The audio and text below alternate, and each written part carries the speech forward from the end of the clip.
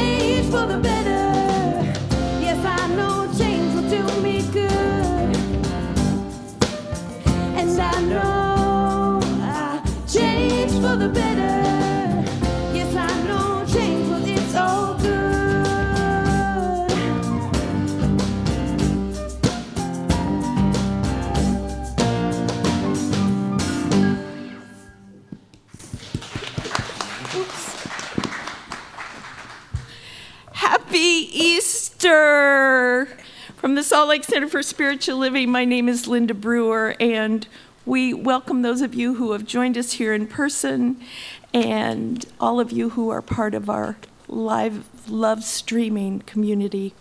You are such a blessing to us. We're so happy you're here. Our practitioner sharing her reading and our leading us in prayer this morning is Teresa Martin. And our practitioner holding high watch is Farrell Zeman.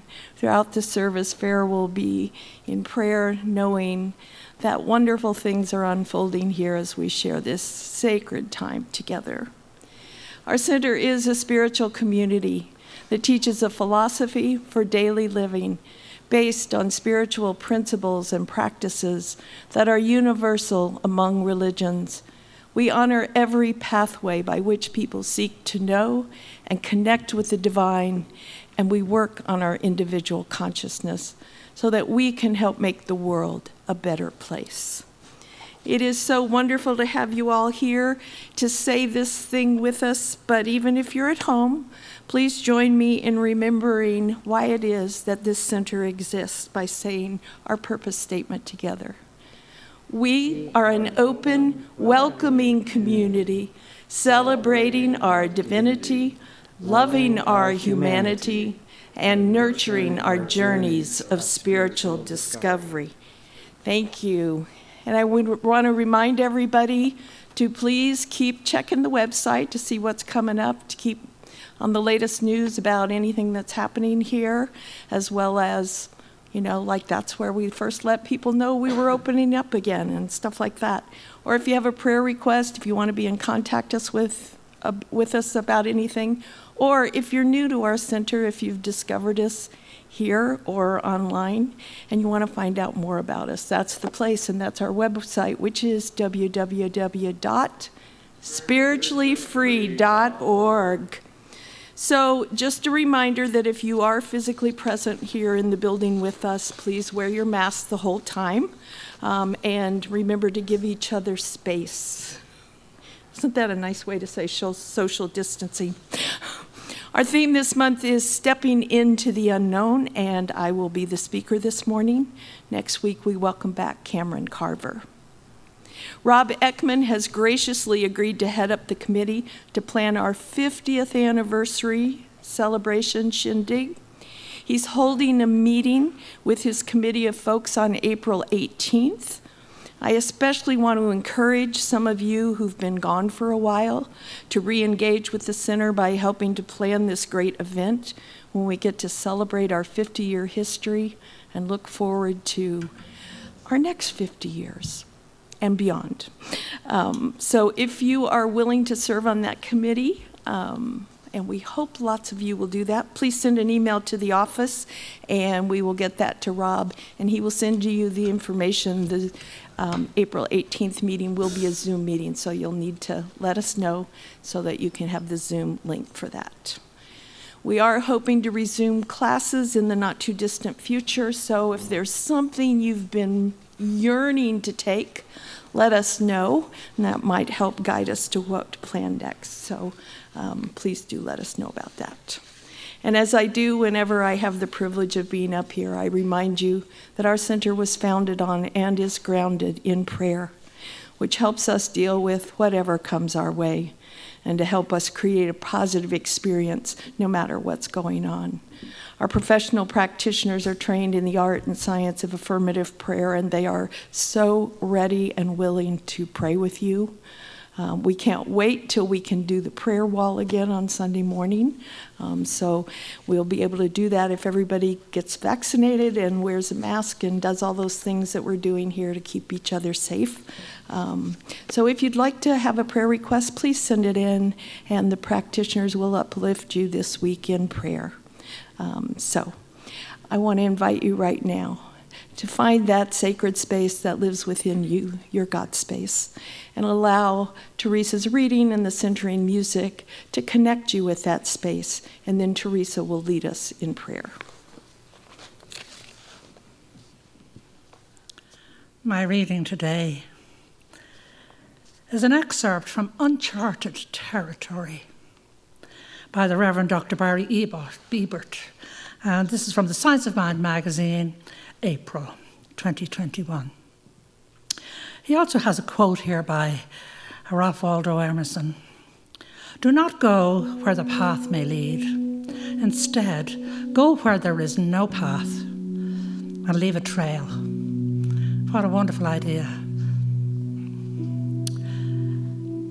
When we find ourselves in uncharted territory, our natural tendency is to look for signs that are familiar and to use our history and experience to make sense of things.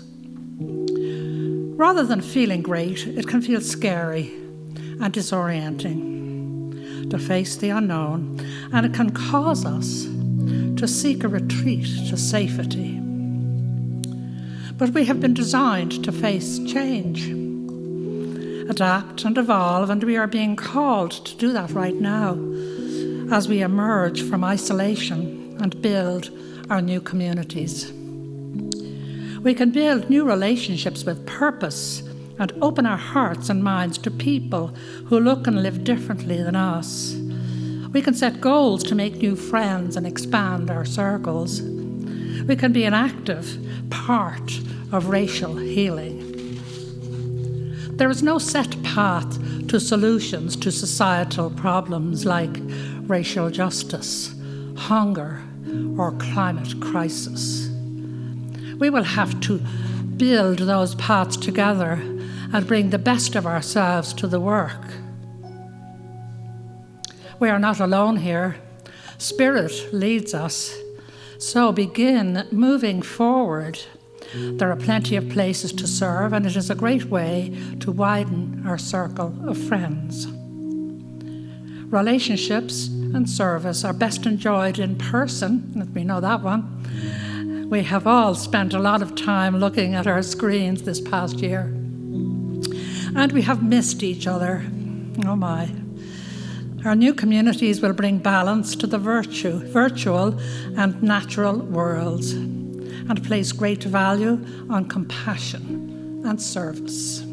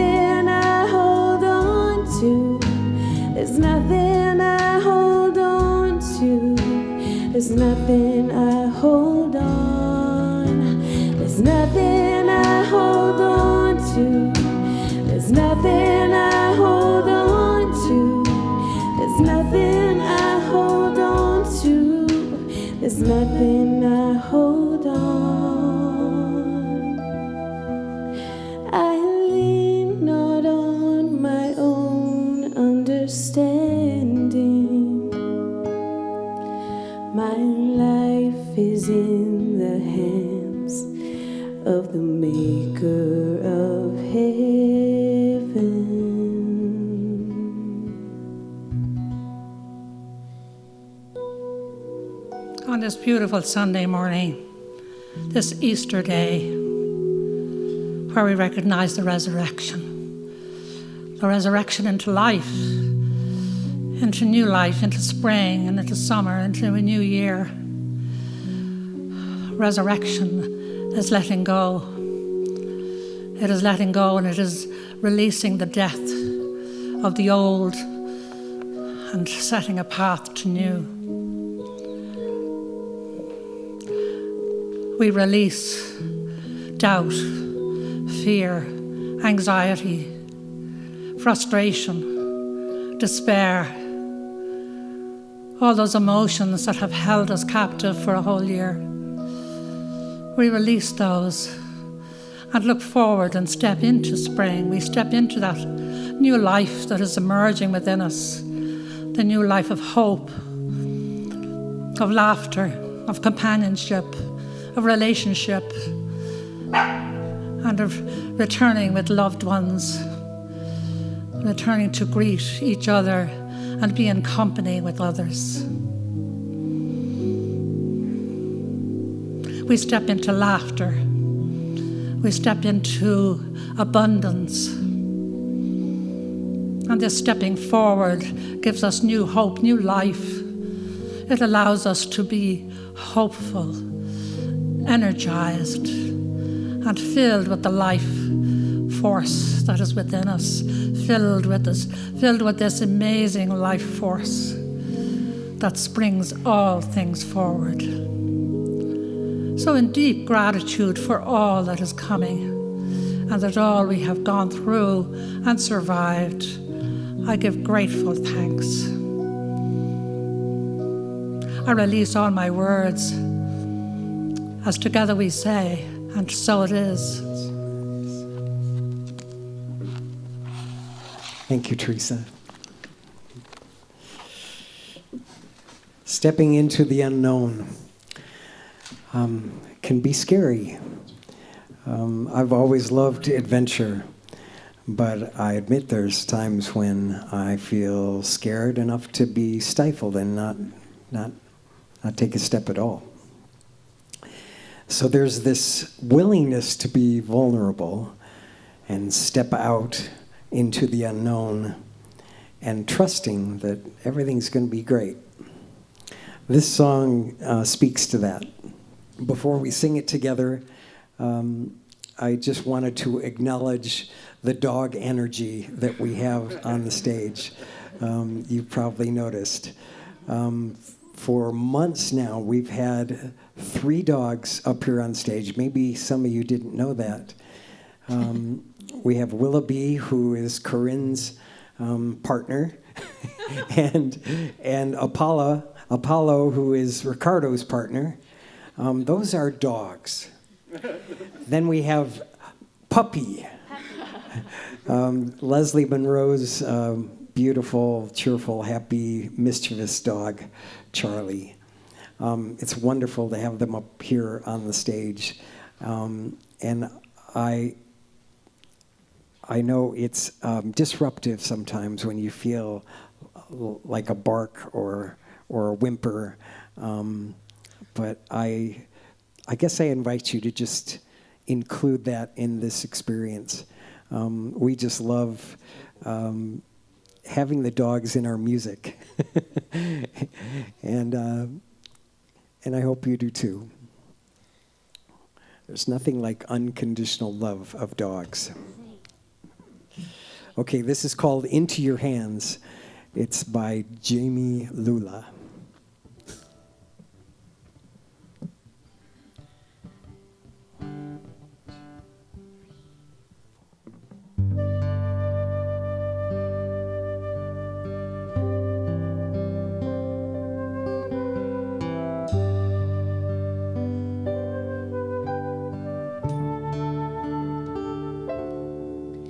Into your hands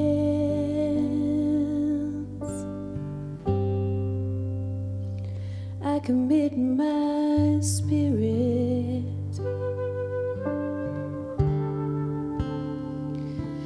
Into your hands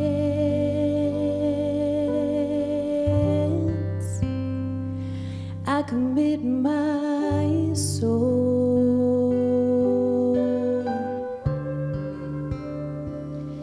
Into your hands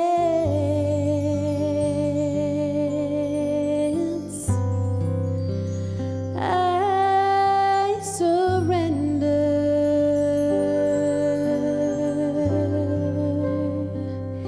Into your hands, oh Lord.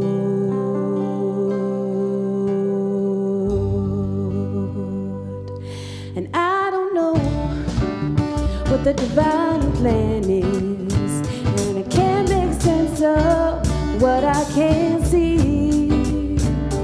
Yet I know that it's all in order, and beyond my wildest dreams. Into your hands I commit my spirit. Into your hands I commit my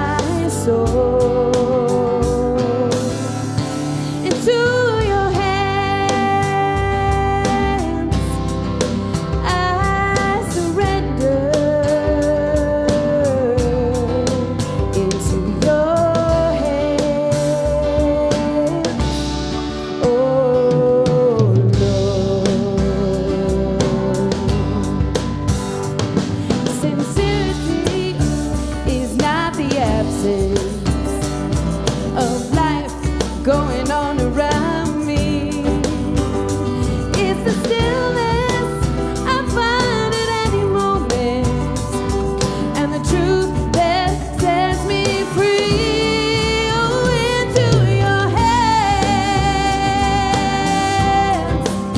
I commit my spirit. Into your hands I commit my soul. Into your hands I surrender. Into your hands, oh Lord. Into your hands, oh Lord. Into your hands, oh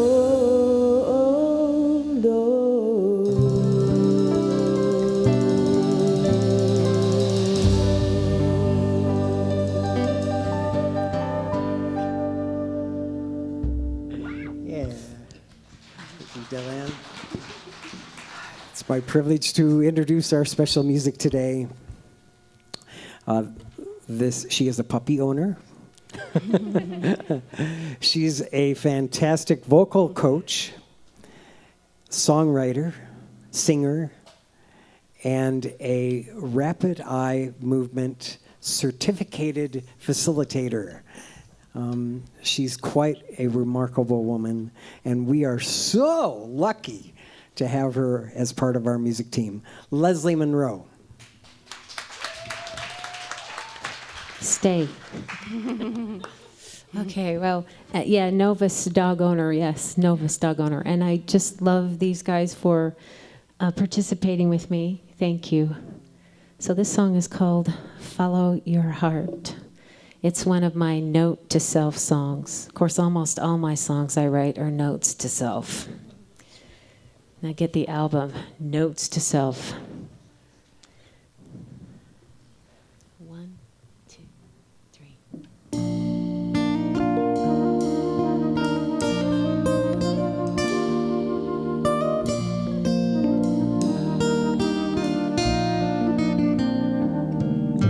The air is fresh, the sun is rising into the blue. A new horizon's calling from the distance to you. So many roads to take, both straight and bending round, each with treasures waiting patiently to be found. You take a breath to slow your racing mind and dream of what's ahead, not what you're leaving behind. Making this up as you go along, remembering these wise words like a song. Listen to the beat of your heart. It will show you the way when you can't see a thing. Listen from wherever you are, and you'll find joy and peace in the answers when you follow your heart.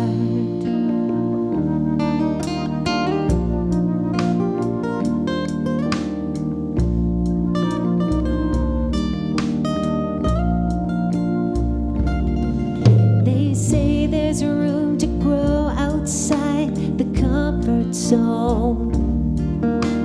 Hear the whisper saying you are not alone. Notice the illusion of uncertainty. But if you need assurance while you're breaking free, listen to the beat of your heart. It will show you the way when you can't see a thing. Listen from wherever you are, and you'll find joy and peace in the answers when you follow your heart.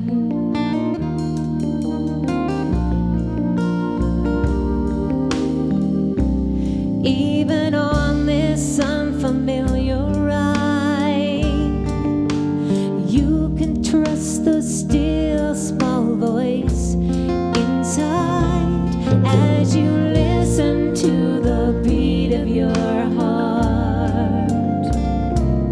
It will show you the way when you can't see a thing. Listen from wherever you are, and you'll find joy and peace in the answers when you follow your heart.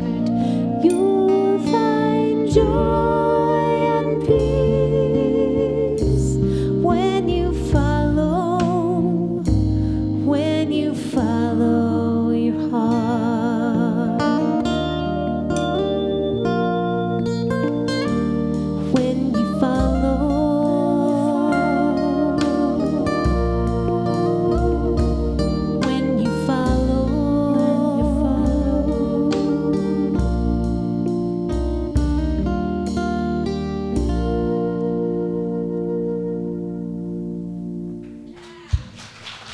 Thank you. Leslie Monroe. And now I get to introduce our speaker today. I've known this woman a long time. She's been an anchor in many ways in this center, and a propellant for good. I appreciate Linda's vigilance so much. It's needed in organizations that work. People that pay attention to details, people that pay attention when things are off kilter, and always with a suggestion on how to improve. Such wisdom. She was a chaplain at the Huntsman Cancer Institute for many years. That is her calling. She has such grace and elegance, spending those last moments with people who are transitioning. She definitely has a gift for that. It's a remarkable gift, so unique. So we are fortunate in this community to have this practitioner, this minister, this propellant of good. Let's give a round of applause and welcome Linda Brewer. Thank you, Rick. When he first said she's an anchor, I thought, does that mean I'm weighing us down? Thanks for adding to that, Rick. I do try not to, but trying means not making it in the therapy world. So, good morning and welcome to Easter Sunday, the foundational celebration for all of Christendom. It's also a day that conjures up images of bunnies and baskets and egg hunts. Here in our center, it may evoke images of Shane Hughes in his big Easter bunny outfit, bringing treats to the kids.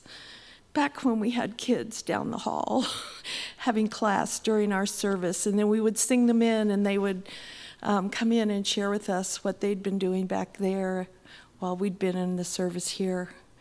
I miss those kids, and I bet a lot of you really join me in looking forward to when they are back with us again. So Easter is a time of new beginnings, of resurrection from death and dormancy into new life and new opportunities. If ever there was a year when I think we are all ready for new beginnings, I think this is the year, right? Eric Butterworth tells us, metaphysically, Easter is the awakening and arising to spiritual consciousness and the Christ within us. When we are born again metaphysically, we see a new spiritual dimension. From this spiritual place, we know that the kingdom of God is within us. Through the resurrection, Jesus demonstrated that the life of God is changeless and eternal for each of us. We can trust that our souls are immortal. Our theme this month is stepping into the unknown, and our topic today is the path less traveled. None of us have lived as adults in a post-global pandemic world. And more than a year into it, we're still not quite into a post-pandemic world. Hopefully, as more and more of us are fully vaccinated and take things seriously to be safe, like we do here at the center, we will begin to emerge into what comes next. And we have no blueprint for what that looks like.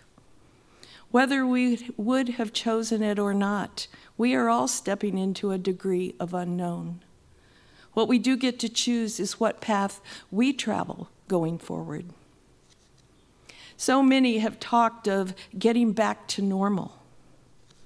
But I find myself asking, can fully conscious beings go through something like we've been through this last year and not be forever changed by it? Personally, I hope not. I hope, rather than going back to normal, that we move forward more fully into our global vision of a world that works for everyone. Certainly that was not the old normal. Last month's theme invited us to open ourselves to the highest possibilities by living in the question. This month calls us to live from our vision that was redefined by those questions, to embrace a change with curiosity as we use our practical spirituality to navigate our new path, the path less traveled, the path of our evolutionary vision. We walk in all the light we have, trusting that as we approach what appears to be darkness on the path ahead, more light will be revealed. The question this morning is, what spiritual values and practices will help us illumine our path, allow us to move forward in more light? Since a metaphysical Easter celebrates the example of Jesus and the promise that his example holds for us, today we look to his path for guidance for our own. Jesus chose not to embrace the limitations of the religion into which he was born. He chose to move beyond it, not to abolish it for others, but to fulfill its purpose for those who sought something else, perhaps something more. He embodied a life purpose of love and oneness, and in his resurrection demonstrated what is true for all of us, the continuity of our soul's life beyond the life of these bodies into which we were each born. In the Gospels of Luke and John, their accounts of the crucifixion include words that Jesus spoke on the cross as his physical life was being slowly and painfully drained from him. I made the mistake this week of reading a detailed description of all that crucifixion entails. I really don't recommend doing that. It was excruciating. But it did make me recognize more than ever before the depth of the love that Jesus demonstrated while enduring that suffering. His life, death, and resurrection provide a model for us in how to move forward on the path less traveled. What are traditionally called the last words of Jesus are guidance for spiritual practices that we can make use of in our daily lives. Today, we'll focus on the spiritual practices demonstrated by 4 of these phrases that we can incorporate into our daily lives to follow the spiritual path less traveled. The first is found in Luke 23:34, when Jesus says of those who are torturing and killing him, "Father, forgive them, for they know not what they do." This is the practice of forgiving others for harm they do to us, to others, and in so doing to themselves. I think forgiving may be the most difficult task in our lives. To forgive, we have to let go of our resentments, our need to be right or to be vindicated, or even to see that justice is done. Forgiveness moves us from justice to mercy. When we have been wronged, our human self is hurt, and that pain urges us to seek revenge, or at least vindication. It's the human response. Only when we approach forgiveness as a calling, as a holy process that heals our souls, do we find an approach that truly transforms us. In any process of healing and forgiveness, acknowledging our pain, perhaps verbalizing it to a trusted spiritual companion, can be an essential first step, so we don't make the mistake of just stuffing down the pain in our effort to forgive. If you want to think about stuffing down the pain, imagine trying to hold a beach ball underwater. It takes a lot of energy, and sooner or later it will pop up. However, if we can talk about it to someone who can see the better part of it, it can be healing for us. It's easy, of course, to get stuck in the storytelling stage because of the relief we feel when someone will listen to us. But it's also essential that we limit the telling of our story to those who can hold a higher consciousness. We must recognize when it is complete and time to move beyond our victim story, having acknowledged the pain, but not getting stuck there. We must not take up residence in a victim place, because believing that we are victims prevents us from taking responsibility and having power in our own lives. In forgiving, we realize that people generally do not recognize the consequences of what they do. Often they're ignorant that their actions are causing us pain. Or should they be doing that intentionally, they are ignorant of the cost to their own souls of intentionally causing harm to another. If we seek revenge, we damage our own spiritual growth by our unforgiveness. Our second practice comes further on in Luke in verse 43, when Jesus says to one of the criminals crucified with him, "Truly I tell you, today you will be with me in paradise." Part of the practice of crucifixion was to display a sign with the person's crime. The crime for Jesus was listed as King of the Jews. One of the two who shared his fate of hanging on a cross that day taunted Jesus about being the Messiah, challenging him to save himself and them. The other spoke up for Jesus, saying that they as thieves deserved the fate for their crimes, but that Jesus was innocent. He asked Jesus to remember him when Jesus came into his kingdom. His words and the response from Jesus demonstrate for us the second important set of spiritual practices, the practice of self-forgiveness, of compassion for others, and the acceptance of our oneness with God. By his words to Jesus, the compassionate thief demonstrated these principles, which Jesus then affirmed.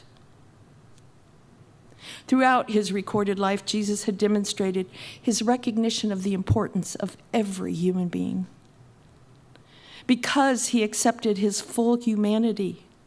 He knew that his anger with the money changers in the temple, his tears at the loss of his friend, or his need to retreat from other people did not separate him from his oneness with God or his full divinity, but that coexisted as it does for each of us with his full humanity.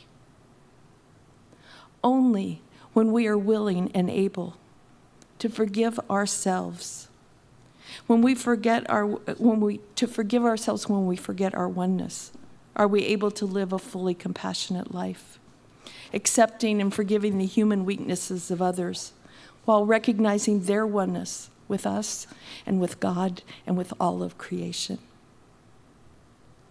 I don't know how many of you are familiar with Nadia Bowles-Weber, a Lutheran pastrix, as she chooses to call herself. She was featured a few months ago in the monthly Science of Mind magazine, but I'd been following her for a while, getting her weekly Sunday prayers, where she so beautifully demonstrates her full humanity and her acceptance of God's grace for all. I love her because her embrace of her own humanness helps me to accept myself. She's very confessional in her prayers. I'm guessing many of you, like me, go through internal judgments of yourselves and questions that she so very honestly admits to. So I wanted to share one of her Sunday prayers with you. Now, keep in mind that her style of praying is not spiritual mind treatment, but it is in truth how some of the ways that I spontaneously cry out to God actually sound when I'm not in my highest and best. Maybe you can relate. This is her prayer from February 21st. Dear God, help me to stop feeling like everything is a test of my compassion, a test of my fortitude, a test of my faith. Help me to remember that I'm not being graded, I'm being guided. Guided to see that maybe I have a greater capacity than I thought I did, to be okay when everything is horrible, but that my capacity is not limitless, and it does not need to be. Help us manage our compassion fatigue and the judgment we feel toward ourselves for having it. If you did not create our psyches to be able to withstand and respond to every tragedy and hardship happening to all human beings right now, then nudge us to respond when it's our turn and to be gentle with ourselves when it's not. Help us know when our work is done, to rest when we should, reach out to serve when we can. Help us remember to check on our strong friends, to be kinder toward those who can't do as much as we can. Help us to do the next right thing. And Lord, help us not forget the ice cream on our next trip to the grocery store. Amen.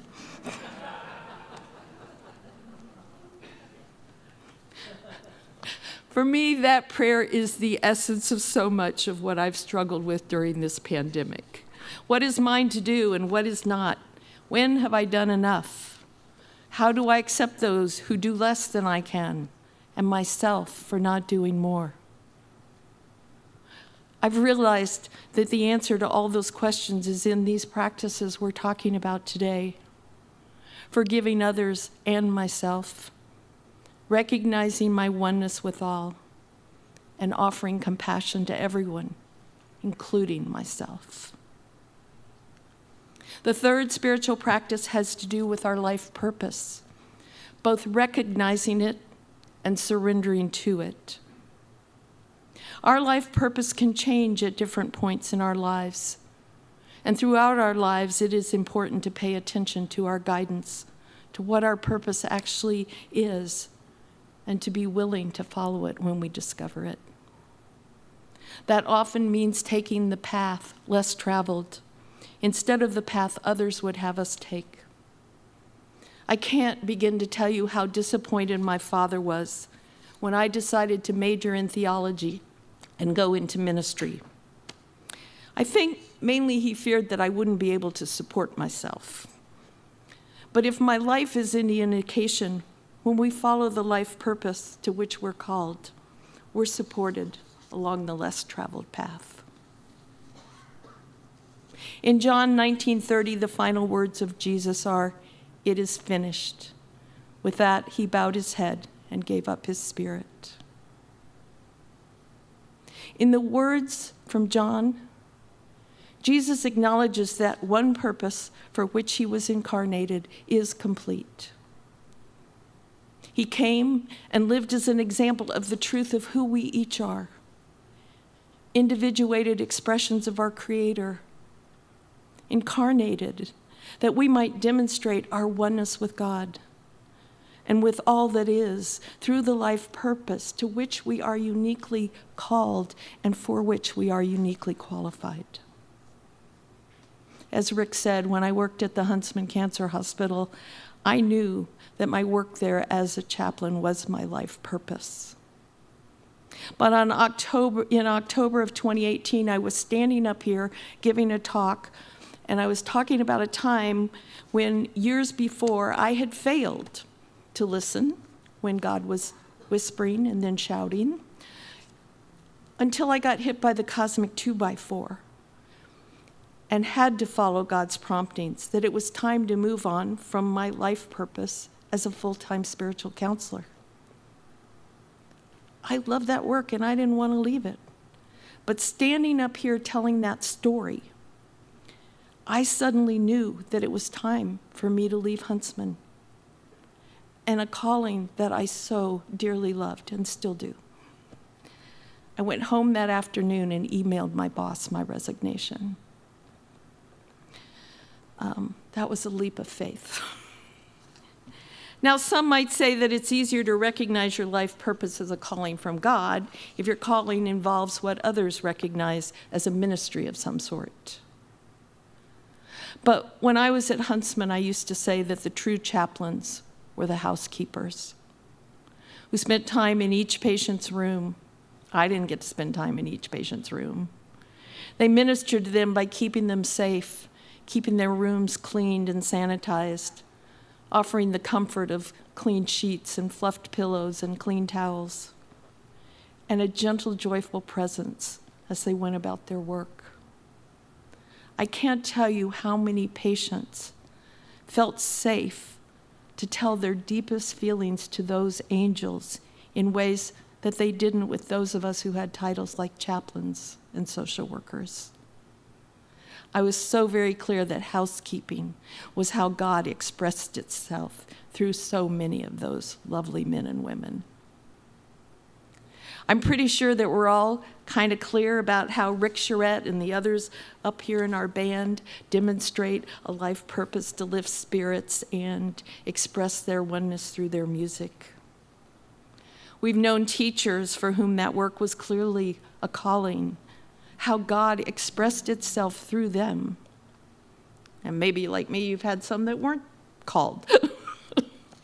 The man who works as a handyman at my condos demonstrates his oneness through his attention to detail, through treating our property as if it were his own, and always with such a beautiful spirit that all are so glad to encounter him as he goes about his work, which includes the glamorous task of emptying the garbage. For now, at least, this work is his life purpose, and he shows up as God. Not sure he would know that, but he does. There's a concept in business called the Peter Principle. Have you heard of that? It's about people rising to their level of incompetence. I think the Peter Principle demonstrates people surrendering their true calling and purpose to a chance for a promotion with more money, to a work that they're not being called to do. A TV show that I've binge-watched lately demonstrates that. There was a person in there who got promoted to be a supervisor, and he soon realized, this is not for me. He asked to be demoted back to his old job that allowed him to fully express his gifts and the truth of who he is. So the words of John demonstrate the first lesson about our life purpose, the importance of recognizing what it is and to recognize if and when it changes. Jesus said, "It is finished," meaning that one purpose for him was complete. He had shown us all how to live in this world, both fully human and fully divine. Luke 23:46 records the final words differently. There we read, Jesus called out with a loud voice, "Father, into your hands I commit my spirit." When he had said this, he breathed his last. In Luke, we see the other principle of our life purpose, surrender. With the words, "It is finished," Jesus released the old purpose, gave up what was. He released his physical incarnation. When he says, "Into your hands I commit my spirit," he surrenders to the new, to the purpose that comes next. Regardless of what your beliefs are about the resurrection of Jesus, it would be difficult to deny that something happened there that changed the world. In my research, I discovered that tens or even hundreds of thousands of people were crucified by the same Roman Empire that crucified Jesus. Surely there was something unique about him, because little else is known about who those other thousands and thousands of people were. Here are some things that our founder, Ernest Holmes, had to say about resurrection. Jesus revealed himself to his followers after his resurrection to show them that death is but a passing to a higher sphere of life and action. The principle of life cannot know death. The experience of dying is but the laying off of an old garment and the donning of a new one. There are bodies celestial and bodies terrestrial. There's a material body and a spiritual body. This spiritual body is the resurrection body. With the crucifixion, Jesus surrendered his material body in order to embrace his next life purpose. While in his body terrestrial, he demonstrated that we can be both fully human and fully divine. With his resurrection, he surrendered to a new purpose, to show us another truth that many cannot comprehend. The truth that who we are is not limited to our existence in our physical bodies, but continues beyond this life expression into a spiritual existence where we continue to grow. Few, if they are being honest, would claim to know everything about what comes next. I certainly don't. There are many beliefs, of course, about what happens when our physical body dies, from the belief that this is all there is, to some kind of heaven earned by those with certain beliefs or who behave in certain ways, to reincarnation into other physical bodies so that our spirits might grow beyond what they learned in this life, to an ever-evolving spiritual journey in which our spirit continues to grow without the need of a physical body. And there are many more. But in reality, most of those things are just beliefs taught by various religions that can only be verified by dying ourselves. So, how many of you want to know today? No hands? Okay. Thank you. I'm glad. But I want to tell you this. I stand before you today and I assert a personal knowledge, not a belief, that in fact there is an eternal part of us that survives physical death. So many people used to say to me that they could not understand how I could tolerate being a chaplain, with illness and death being part of my daily life. I just wondered how people could stand not doing that, because I was so privileged to get to companion people in their final days and hours and minutes of their lives.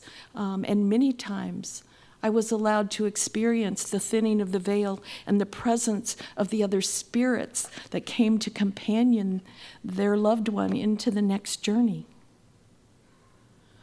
I was allowed the privilege of being present when their spirit left their body, and I could feel that part that survived the death of the physical body.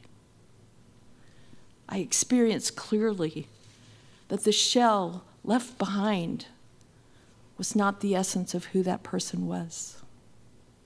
That essence had survived. It had separated from the physical body, and it had moved on. So today, as we prepare to close in prayer, I want to share something personal with you. This Easter Sunday is the 3rd anniversary of my only brother's death. I find great comfort in knowing that he and my parents and all the others I have loved and all the others you have loved still exist in a form that we will recognize when it is our time to surrender to our spirit's next journey. Our path there is different for each of us, but all of us are closed to include forgiveness of others and of ourselves if we would follow the spiritual path less traveled. We are called to recognize our oneness with God and with all that is, to live a life of compassion for ourselves and for others, to surrender to the purposes for which we have incarnated, recognizing what that is and when it changes. And while we're still here in these physical bodies, we're called not to forget the ice cream or our treat of choice when we go to the grocery store. So may this Easter Sunday find you rejoicing in your own resurrection, whatever that may be. Let's be in prayer together.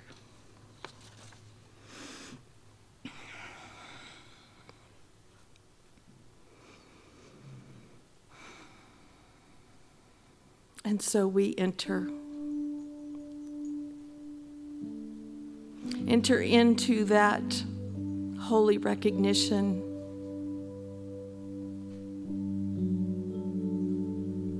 of our lives as creations of the One, the Creator, who right now is so busy coaxing the leaves out on the trees, bursting to life in the flowers, the gorgeous daffodils.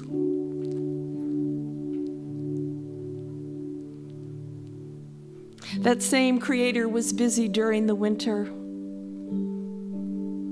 in all the bleakness, nourishing all those trees and bulbs and bushes and us through the cold and dark, helping us to store up energy so that we might bloom again. I know for myself and for each person here that we are fully one with that which created us, fully divine and fully human. And I rejoice in both.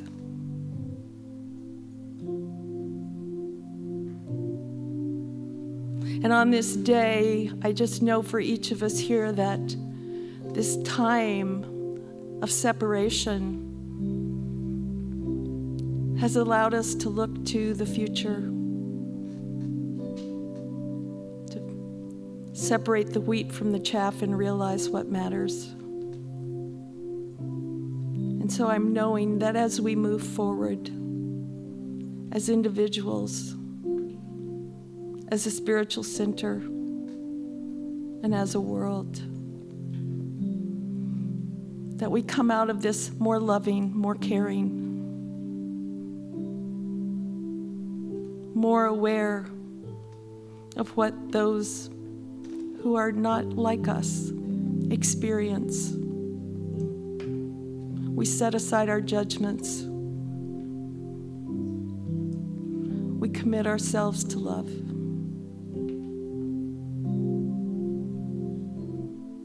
And we rejoice in all our blessings, including ice cream. And so I release these words knowing they are done because we've spoken them. How grateful I am, as together we say, and so it is. I am so blessed. I am so blessed. I am so grateful for all that I have. I am so blessed. I am so blessed. I am so grateful. I am so blessed. I am so blessed. I am so blessed. I am so grateful for all that I give. I am so blessed. I am so blessed. I am so grateful. I am so blessed. I am so grateful. I am so blessed.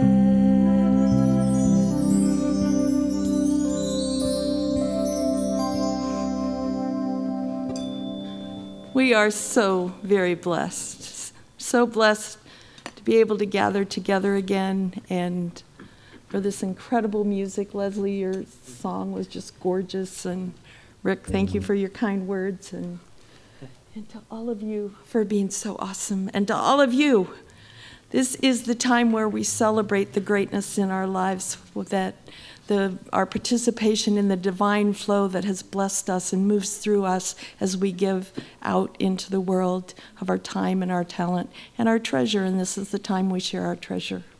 So wherever you are, however you do this, I invite you to bring your gift into your mind, into your hand, into your heart, as we say together our offering blessing. Divine love as me blesses and multiplies all that I have, and all that I have, all that I give, and all that I receive. Filled with gratitude, I let this be, and so it is.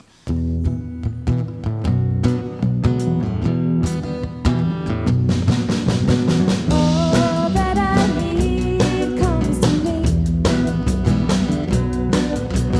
All that I need comes to me.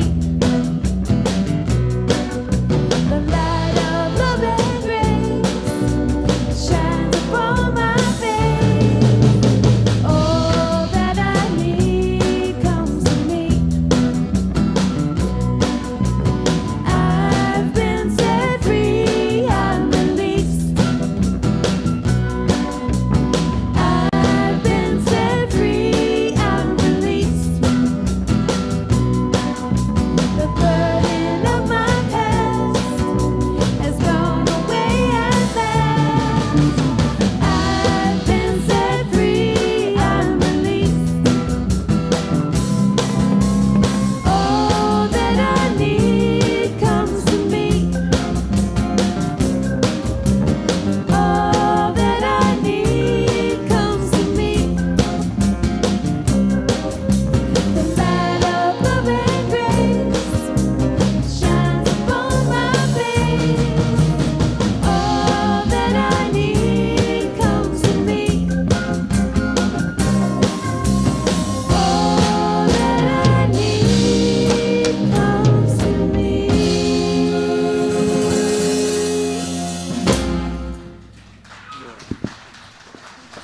Oh, we'll hear some more from Leslie Monroe. It's a beautiful song. Let love show the way.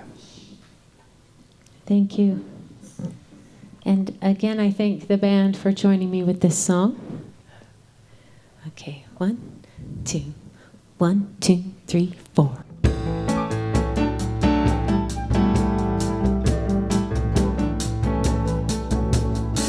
I used to sing that sad old song. I used to stay in bed so long till I pulled the curtain open where the light broke through. I could see it crystal clear that I can make new choices here, 'cause it's never ever too late to make a dream come true. I'm changing gears, rolling with my fears and all the moving parts, because I've opened up my heart and let love show the way. Lead me to embrace today. Put my troubles in their place, with a smile back on my face. Walking in a state of grace through the shadow light. It's what I feel inside. Now I'm living for the ride. And ice cream too.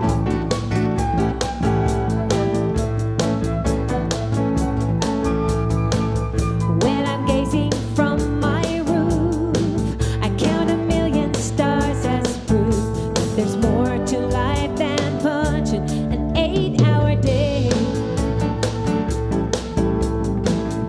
I know how to help myself. I can lend a hand to someone else for a feeling I can't get in any other way. I'm changing lanes, moving past all pains. I finally realize that it's okay to close my eyes and let love show the way. Lead me to embrace today.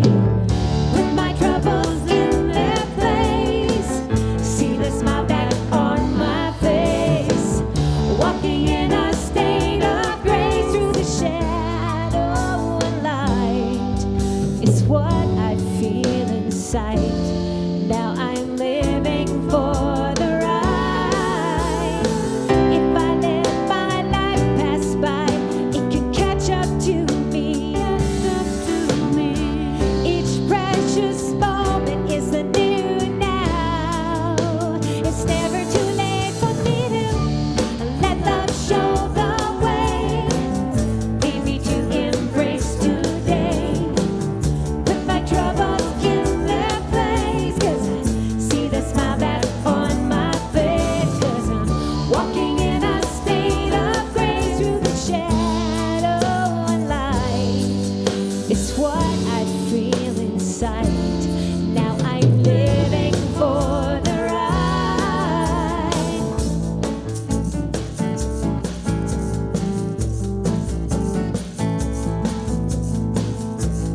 Let love show the way. Let love show. Let love show the way. Let love show. Let love show the way. Let love show. Thank you. Leslie Monroe. Oh, thanks so much for being here. Thanks for listening so well and clapping and laughing, and I can't tell you how great it is to have people right there taking it in and getting the feedback. It's just awesome. So, boy, enjoy this beautiful spring weather. Get out there and have some fun and step into the unknown, even a little bit. Quick little announcement. There are eggs in a basket in the back. Yes, the Easter Bunny has been here. So feel free to gather an egg for yourself. Yeah. Somewhere in the back, right? I saw the basket and then, oh, there it is. Okay. Yeah. Groovy. How beautiful. Blessings to all. Let's sing our closing song, Gonna Build a Mountain. This is a really fun song. You're going to love this song. 1, 2, 1, 2. Gonna build a mountain from a little hill. Gonna build a mountain, at least I hope I will. Gonna build a mountain, gonna build it high. I don't know how I'm gonna do it, only know I'm gonna try. Gonna build a daydream from a little hope. Gonna push that daydream up the mountain slope. Gonna build a daydream, gonna see it through. Gonna build a mountain and a daydream, gonna make them both come true. Gonna build a heaven from a little hell. Gonna build a heaven, and I know darn well. Gonna build a mountain with a lot of care. I'll take my daydream up the mountain, heaven will be waiting there. Gonna build a mountain from a little hill. Gonna build a mountain, at least I hope I will. Gonna build a mountain, gonna build it high. In my mind I have a vision, my mountain's gonna touch the sky. I'll take my daydream up the mountain, and heaven will be waiting there.